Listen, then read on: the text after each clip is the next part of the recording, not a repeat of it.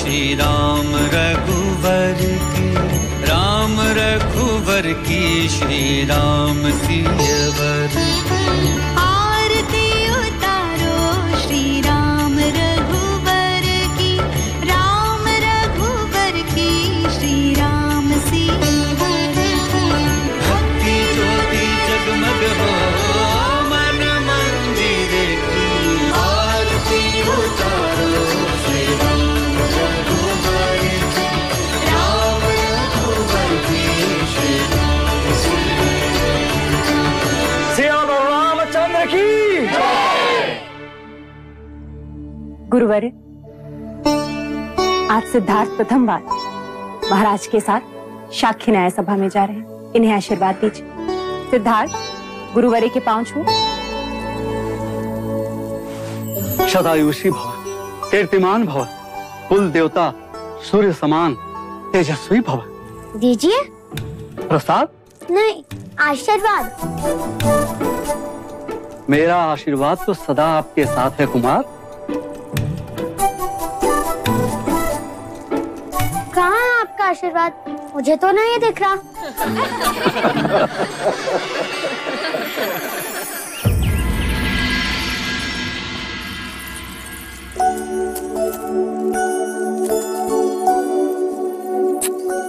क्या न्याय सभा जाने के लिए इतने आभूषण पहनना आवश्यक है माँ? हाँ, क्यों? तभी तो तुम युवराज लगोगे। तो क्या आभूषण ना पहनने से युवराज युवराज नहीं होते? तुम्हारा नाम सिद्धार्थ नहीं, प्रश्न होना चाहिए था। महादेवी, युवराज को काला टीका लगा दे, कहीं इन्हें आप ही की दृष्टि ना लग जाए।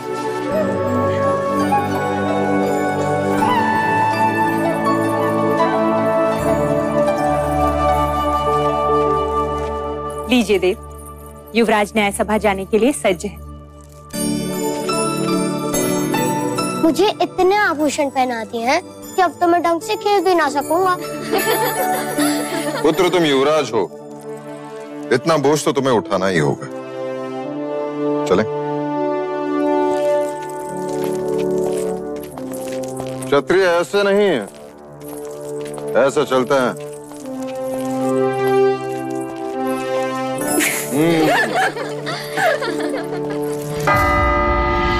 आप सभी का कपिल वस्तु की न्याय सभा में स्वागत है। और स्वागत है हमारे युवराज सिद्धार्थ का और कुमार देवदत्त का भी, जो आज प्रथम बार कपिल वस्तु की न्याय सभा में उपस्थित हुए हैं। युवराज सिद्धार्थ की, युवराज सिद्धार्थ की, युवराज सिद्धार्थ की। शांत हो जाइए, शांत हो जाइए। महाराज शुद्धोदन की आज्ञा से अब आज की न्याय सभा आरंभ की जाती है। अब दोनों किसान अपनी अपनी न्याय याचना लेकर महाराज के सम्मुख उपस्थित होंगे।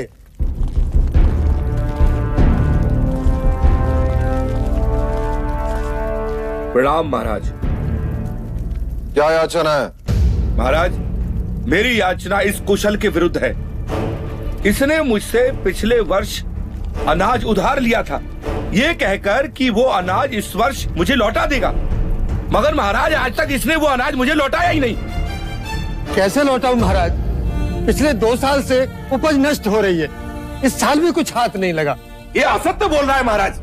आप चाहे तो अपनी सिपाही से पूछ सकते हैं। जब सिपाही इसे लेने आया था उस समय भी ये अपने गेहूं को तेल लगाकर उसे बोरियों में भर रहा था।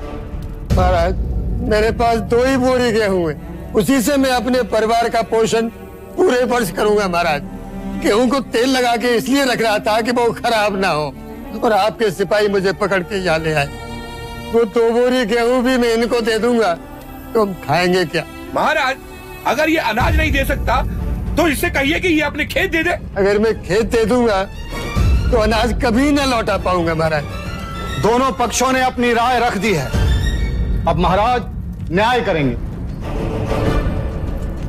युवराज सिद्धार्थ, कुमार देवदत्त। पहले मैं न्याय दूंगा। अवश्य। महाराज, मेरा मत है कि हम न्याय क्षत्रिय विधि से करें। कुशल ने गौरी को दिया वचन पूरा नहीं किया, इसीलिए कुशल को अपना खेत गौरी को देना चाहिए। महाराज ऐसा न्याय न करें महाराज, हम नष्ट हो जाएंगे। दया करें महाराज। कुमार सिद्धार्थ, तुम कहो।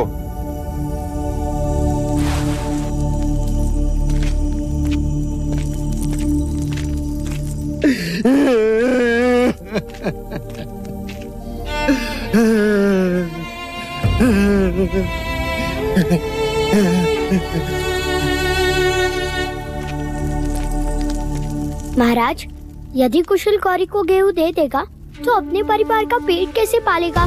खेत दे देगा तो अनाज कहाँ से उगाएगा? और गौरी को उसका अनाज कहाँ से लौटाएगा? वैसे भी गौरी के पास अनाज का अभाव नहीं, इसलिए मुझे लगता है कि कुशल की अनाज लौटाने की अवधि बढ़ा दी जाए।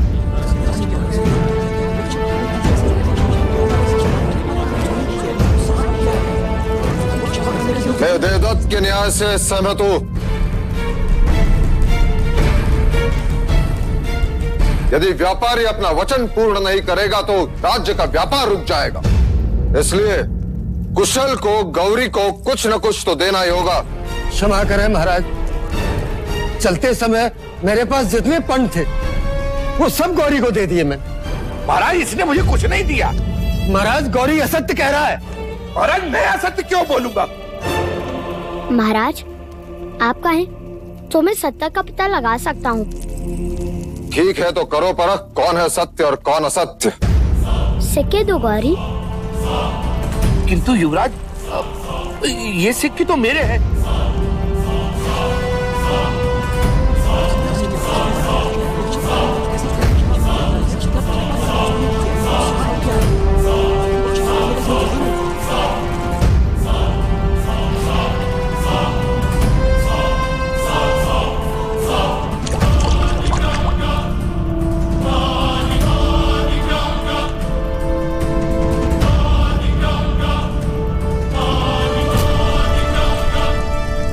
ये सिक्के कुशल के ही हैं।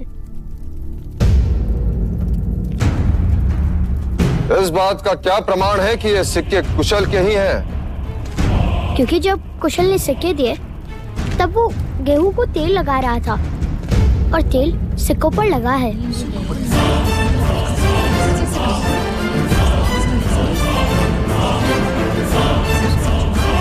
जवाब महाराज, जवाब। ये सिक्के कुशल के ही है महाराज, कुशल की। इससे ये प्रमाणित होता है कि कुशल ने गौरी को सिक्के दिए थे और इसके नियत में कोई खोट नहीं। कुशल के अनाज लौटाने की अवधि बढ़ा दी जाती है और गौरी को असत्य बोलने के लिए 10 कोड़े मारने का दंड सुनाया जाता है। नहीं महाराज, मुझे क्षमा कर दो, मुझे क्षमा कर दो। 10 सिक्कों के लालच ने मुझे अंधा बना दिया महाराज, अंधा बना दिया। मैं अगर आज के बाद असत्य बोलूं तो मेरे अनाज और खेत सब आपके। महाराज गौरी को क्षमा कर दीजिए, अब से वो कभी असत्य नहीं बोलेगा।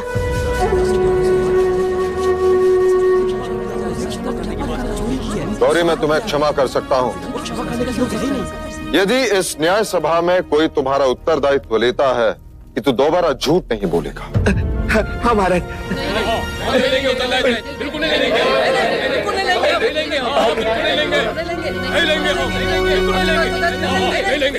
देखा गौरी, तुम्हारा उत्तरदायित्व लेने के लिए कोई तैयार नहीं, इसलिए तुम्हें 10 कोड़े मारने का दंड। महाराज गौरी का उत्तरदायित्व मैं लेता हूँ।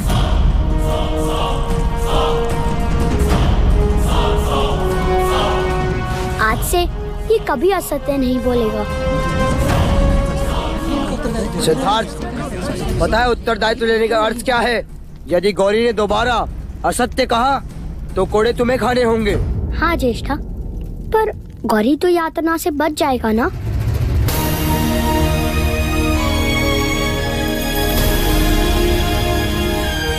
युवराज सिद्धार्थ की जय हो। युवराज की, युवराज की, युवराज की, युवराज की, युवराज की, युवराज की, युवराज की,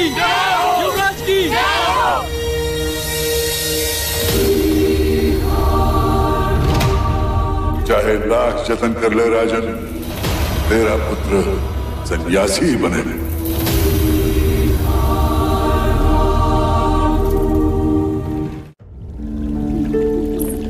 सारे नगर में सिद्धार्थ की न्याय कुशलता की चर्चा हो रही है। पूरा कपिलवस्तु खुश है। क्या हुआ देव, क्यों मन अशांत है? आज तो आपके क्षत्रिय ने पूरी न्याय सभा जीत ली। न्याय करना क्षत्रिय का लक्षण है और बुद्धिपूर्वक न्याय करना ज्ञानी का लक्षण। परंतु अपराधी का उत्तरदायित्व लेना करुणा का लक्षण है प्रजापति। और राज्य करुणा से नहीं चलता। राजा को वज्र से भी कठोर होना चाहिए। जब अपराधी के चमड़ी पर कोड़े पड़ते हैं तो उसे उसकी पीड़ा नहीं, अपने न्याय के गर्व की अनुभूति होनी चाहिए। किंतु देव, युवराज अभी बालक हैं और सुबह की धूप कच्ची ही होती है। इसी कच्ची धूप को प्रखर करने का समय आ गया है प्रजापति। ठीक कहा। हम सिद्धार्थ को तक्षशिला के गुरुकुल भेजेंगे। सिद्धार्थ तक्षशिला नहीं जाएगा। तो क्या आप सिद्धार्थ को गुरुकुल की शिक्षा से वंचित रखेंगे? मैं उसके लिए यही गुरुकुल बनाऊंगा। मेरी आंखें ही उसके लिए तक्षशिला होगी। हमारे कुल के सभी बालक एक साथ यही पढ़ेंगे, कपिलवस्तु में।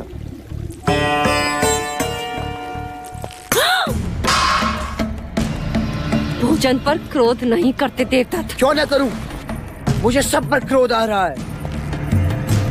मेरा न्याय उचित था, महाराज भी सहमत थे, फिर भी प्रजा ने सिद्धार्थ के नाम की जय जयकार की। क्यों?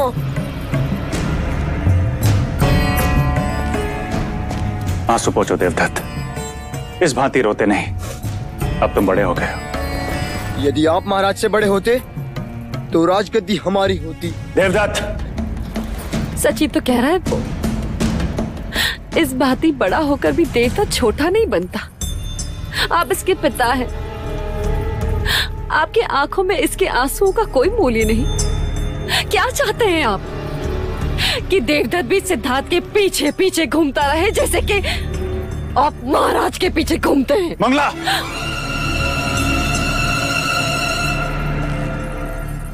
अब देखना देवदत्त के आंसुओं का मूल्य कौन चुकाता है, महाराज शुद्धोधन अथवा युवराज सिद्धार्थ।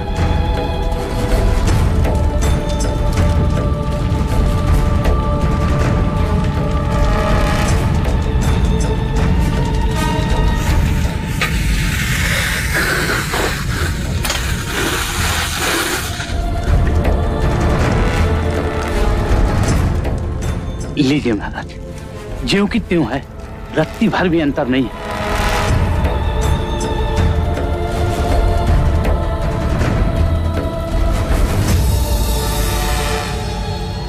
ध्यान रहे, किसी को पता ना चले।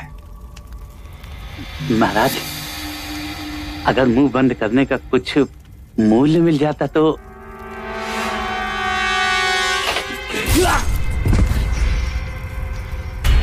ऋण तो मैं स्वयं भी नहीं रखता। अरे अरे इधर इधर, अरे उधर नहीं, उधर नहीं, उधर नहीं, अरे उधर, अरे इधर इधर इधर इधर, अरे उधर इधर इधर, अरे इधर इधर, अरे इधर इधर।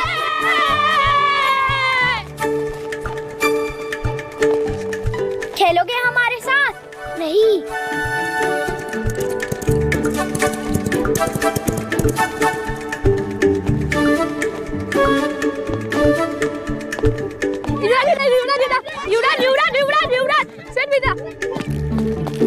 कुमार, वहाँ मत जाइए, वहाँ युवराज खेल रहे हैं। चल।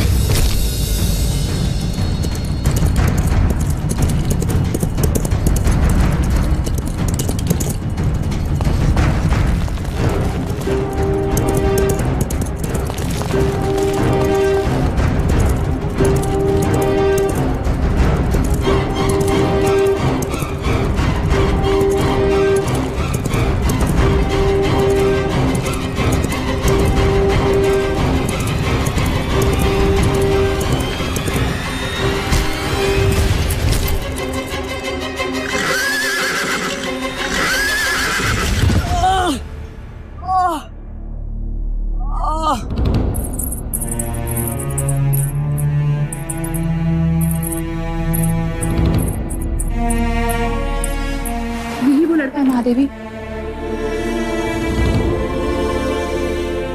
क्या नाम है तुम्हारा? चन्ना, चन्ना महादेवी। ये तुम्हारा पुत्र है सूर्य? जी। भीतर आओ। जी नहीं युवराज, मैं यहाँ ठीक हूँ। वो सारथी पुत्र है, वो भीतर नहीं आ सकता। क्यों? वो ओछी जात के हैं, उन्हें छूते नहीं। ओछी जात? ये जात क्या है? जैसे आप युवराज हैं और वो सारथी पुत्र है। तो वो मुझसे भिन्न कैसे? आपका जन्म राजप्रासाद में हुआ है, इसलिए आप युवराज हैं, और वो छोटे घर में रहता है, इसलिए सारथी पुत्र है। इसमें क्या भिन्नता है? घाव होने पर उसे भी तो रक्त आता है।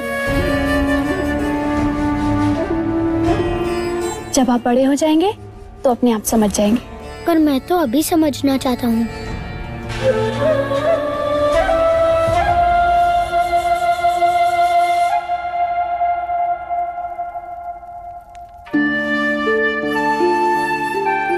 अरे नहीं नहीं युवराज, ये क्या कर रहे हैं आप? हमें नहीं छूते, हम ओछी जाति के हैं, हमें छूना पाप है। आज यदि ये मुझे छूता नहीं तो मैं बचता कैसे? मैं तो घायल हो जाता। महादेवी,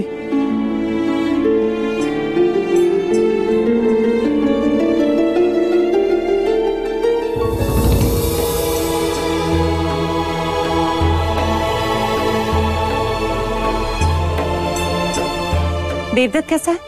उन्हें अधिक चोट आई है, और ये बात तो मुझे अब बता रही है। चल। देवदत्त, महाराज को पता चलेगा तो क्या होगा, तुम्हें पता है? देवदत्त कैसा है मंगला दीदी? देखो ना, सिद्धार्थ को बचाते बचाते घोड़े पर से गिर गया। भाइयों का प्यार तो देखो जरा। सिद्धार्थ, तुम ठीक तो हो? ये हटाओ इसे यहाँ से। इसी के कारण सब कुछ हुआ। यही बीच में आ गया था और मैं अश्वनियंत्रण खो बैठा और गिर पड़ा। हटाओ इसे यहाँ से। ओछी जात। ये मेरे साथ है ज्येष्ठा। यदि ये तुम्हारे साथ है तो मैं तुम्हारे साथ नहीं। देवदत्त, क्या कह रहे हो? युवराज है ये। कोई बात नहीं मंगला दीदी, हमें तो इस बात का संतोष है कि दोनों कुमार स्वस्थ हैं। एक बात और मंगला दीदी, ये बात महाराज तक ना पहुंचे, अन्यथा अकारण ही युवराज को लेकर चिंतित हो जाएंगे।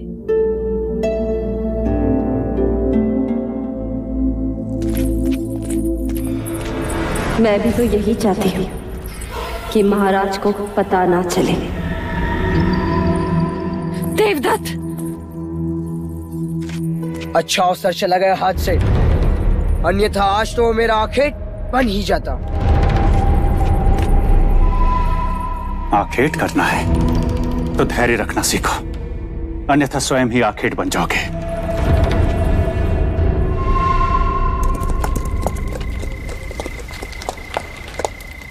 गौरी नंदन जी, जी कहिए, क्या आदेश है?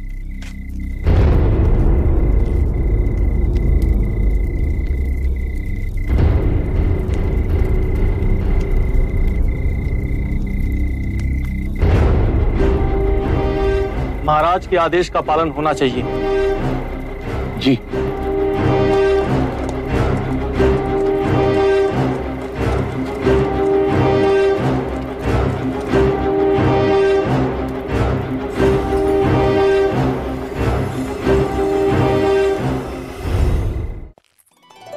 हम सब कहाँ जा रहे हैं यार? हम सब हर वर्ष की भांति वक्र मंगल उत्सव के लिए जा रहे हैं। तो क्या हर वर्ष की भांति अमिता बुआ भी आएगी? हाँ, आएंगी। और यशोधरा? वो भी आएगी। हरि ओम अग्नेन्द्रोदं पुरोदधे हव्यवाहमुपब्रवे देवा आषाढ। महाराज, खेतों की उपज फूले फले, इसलिए भगनी और ब्राह्मणों को भूदान दीजिए। परंतु हमारी भगिनी अभी तक देवदास से आई नहीं गुरुवर।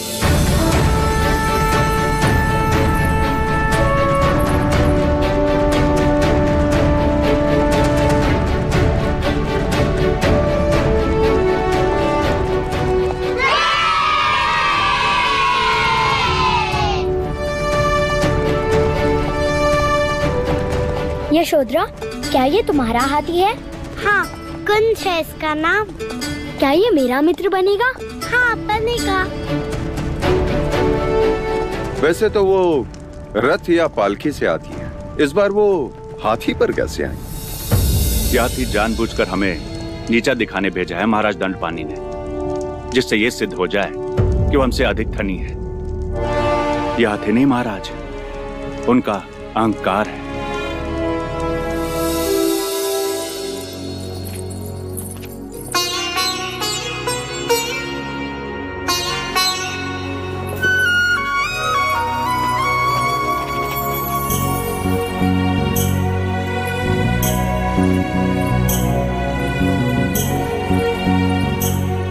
पल्लू से ढक दिया मेरी पुत्री को, इसका अर्थ जानती हो क्या? अब से ये तुम्हारी हुई। तुमसे किसने कहा कि ये पराई है? ये तो पहले से ही हमारी है। क्यों यशोधरा?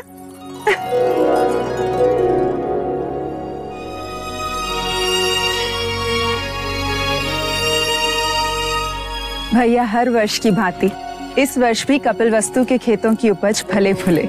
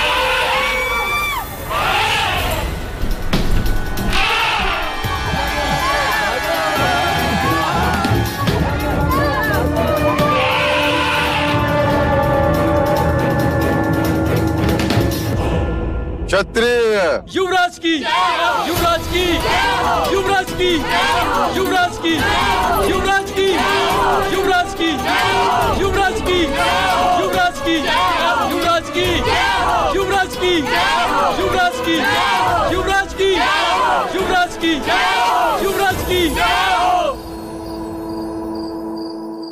हाँ, अब मैं पासे फेंकता हूं। चौसर खेलते समय सामने वाले के मुख की ओर ध्यान नहीं होना चाहिए, उसके हाथों की ओर ध्यान होना चाहिए, अन्यथा वो कपट कर सकते हैं।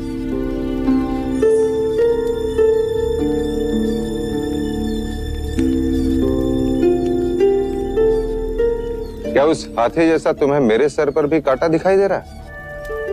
हाँ। निकाल दो। निकाल दो।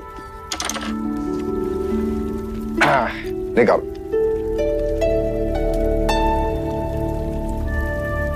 ये देखिए,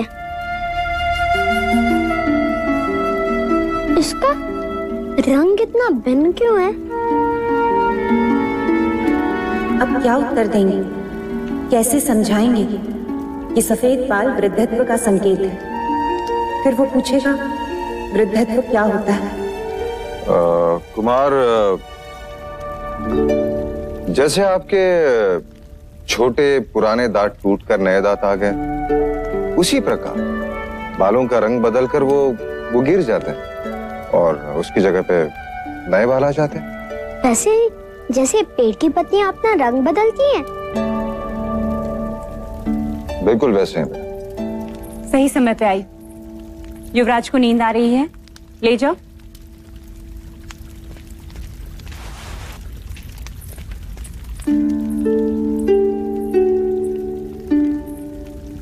युवराज का ध्यान सूक्ष्म बातों पर, बुद्धि कशाग्र है और निरीक्षण तीक्ष्ण।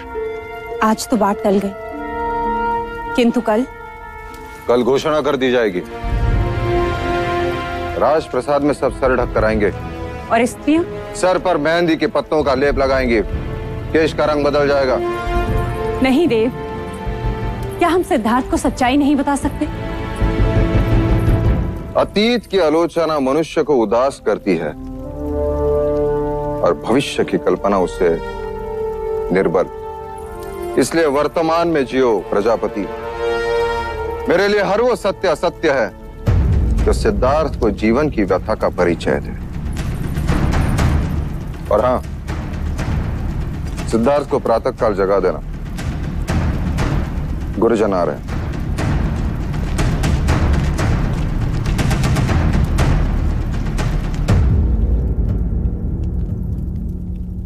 जैसे आपके छोटे पुराने दांत टूटकर नए दांत आ गए, उसी प्रकार बालों का रंग बदलकर वो गिर जाता है।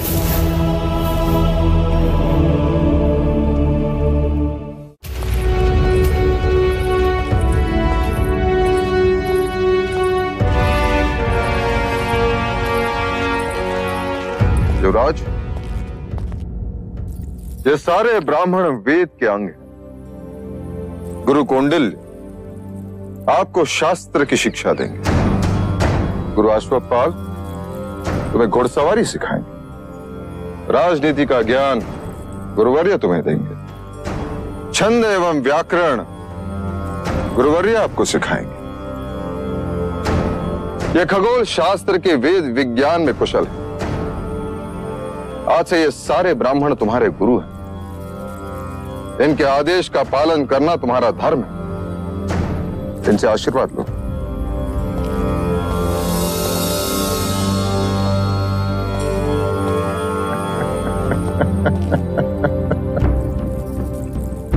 तो तुमने शिक्षा न प्राप्त करने का हक छोड़ ही दिया। अब से तुम सिद्धार्थ के साथ ही पढ़ोगे। जी महाराज। कह रहा था जब युवराज सिद्धार्थ पढ़ाई करने गुरुकुल जा रहे हैं तो मैं अकेला क्या करूंगा।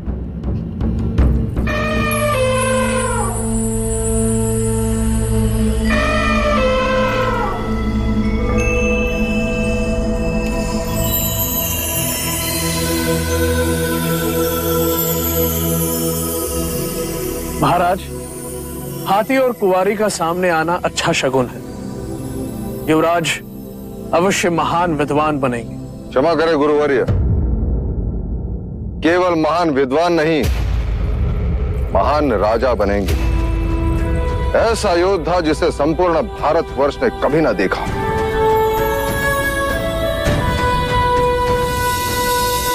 ये क्या है? दीपक। ये दीपक ज्ञान और ध्यान का प्रतीक है। वो कैसे?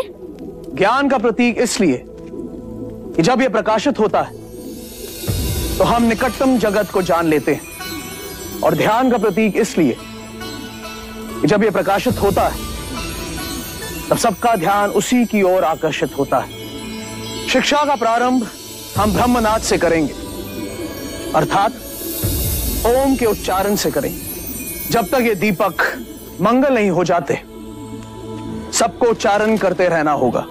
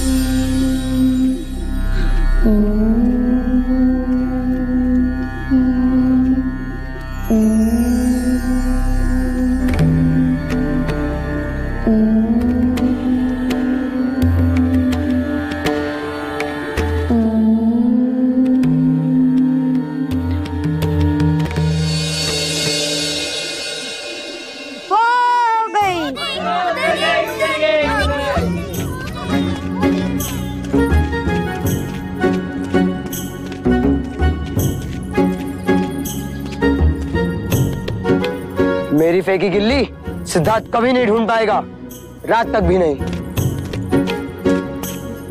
गिल्ली मिल गई! गिल्ली मिल गई दोस्तों! लो, तुम तो कहते थे कि सिद्धार्थ तुम्हारी गिल्ली कभी नहीं ढूंढ पाएगा। ढूंढ ली ना उसने गिल्ली। अब तुम अपनी आंखें बंद करो। चलना, अब तुम्हारी बारी।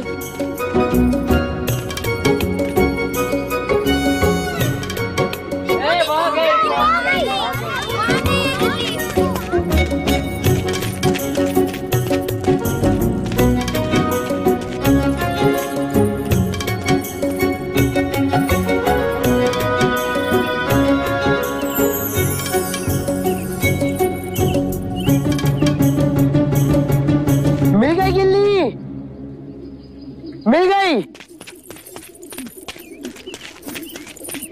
ढूंढ ली मैंने, सिद्धार्थ से भी कम समय में।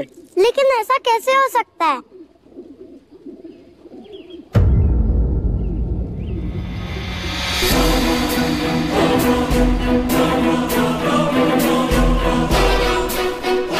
गिल्ली तो यहाँ है। सिद्धार्थ इतनी जल्दी गिल्ली कैसे ढूंढ सकता है? अवश्य इसने कपट किया है। इसने हमें दूसरी गिल्ली दिखा दी। नहीं, सिद्धार्थ असत्य कभी नहीं बोल सकता। तो मैं असत्य बोल रहा हूँ। ध्यान रहे, मैं ज्येष्ठ हूँ, कपट सिद्धार्थ ने ही किया है।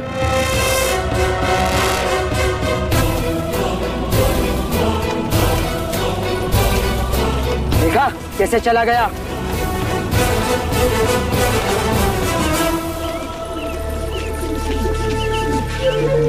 क्या हुआ सिद्धार्थ? क्या हुआ सिद्धार्थ को?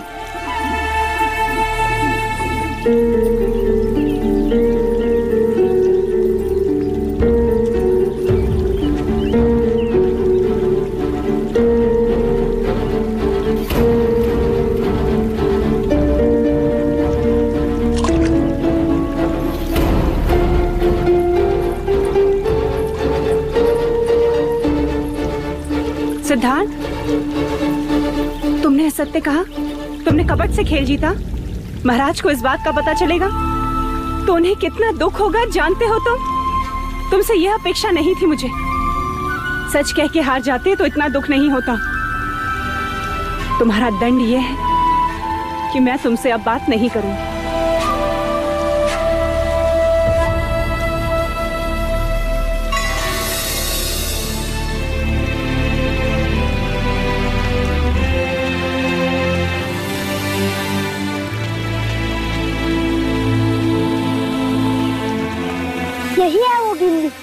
मैंने फेंकी थी।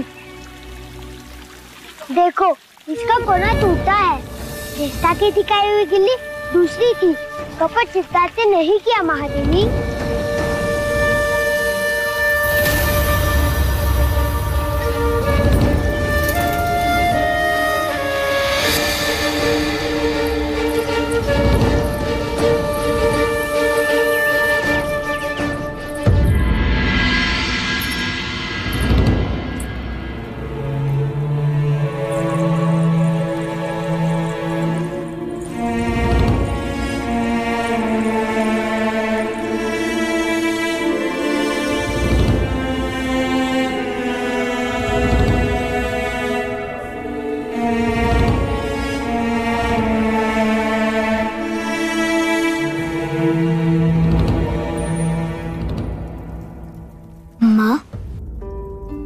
आप रो क्यों रही हो माँ? पुत्र, तू सही था तो तूने प्रतिकार क्यों नहीं किया? क्यों नहीं कहा कि असत्य तूने नहीं देवदत्त ने कहा था? माँ, आप ही ने तो कहा था बड़ों का मान रखना। मैं चेष्टा को झूठा कैसे कहता? यदि वो झूठा प्रमाणित होते तो उन्हें दंड मिलता। किंतु दंड तुझे मिला सिद्धार्थ। असत्य का आचरण देवदत्त ने किया। तू सच क्यों नहीं बोला? मैं सच्चा था इसलिए चुप रहा, क्योंकि सत्य स्वयं प्रकाशित होता है, उसे कोई छुपा नहीं सकता। ऐसा मैंने गुरुजी कहते हैं। किंतु व्यवहार में ऐसा नहीं होता पुत्र। स्वयं को बचाना मनुष्य का कर्तव्य है। अर्थात झूठ का आचरण करता। पुत्र, खरे सोने में भी जब मिलावट होती है ना, तभी आभूषण बनता है। अब से याद रखूंगा माँ। अच्छा बता, अब मेरा क्या प्रायश्चित है? अकारण ही तुझे दंड दिया।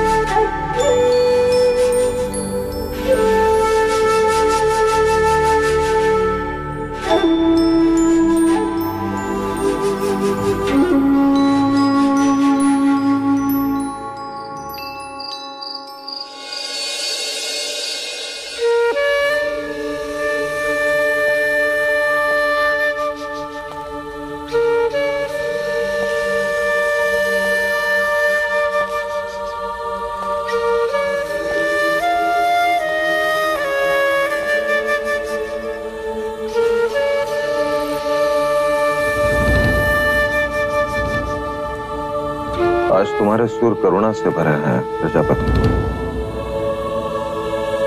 तुम दुखी हो।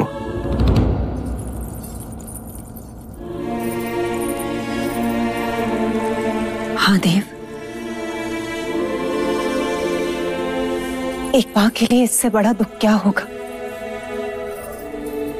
कि वह अपने पुत्र को समझ ही नहीं पाई। ऐसा लगता है जैसे 8 साल की उम्र में कोई 80 साल का विचारक बन दी। देव, पत्थर सामने आ जाए तो पेड़ की जड़ें भी उन्हें काट कर अपना रास्ता बना लेती हैं। किंतु यह बालक, यह तो अपने बारे में कुछ सोचता ही नहीं। सामान्य मनुष्य स्वार्थ भी नहीं। उसे दंड देकर तुम स्वयं को दुखी कर रही हो प्रजापति। उसे लड़ना सिखाइए, सिद्धार्थ को लड़ना सिखाइए देव। तुम चिंता मत करो देवी। मेरे जीवन का ध्येय यही है कि सिद्धार्थ भारतवर्ष का सबसे बड़ा योद्धा बने। वो सम्राट सिद्धार्थ गौतम कहलाए।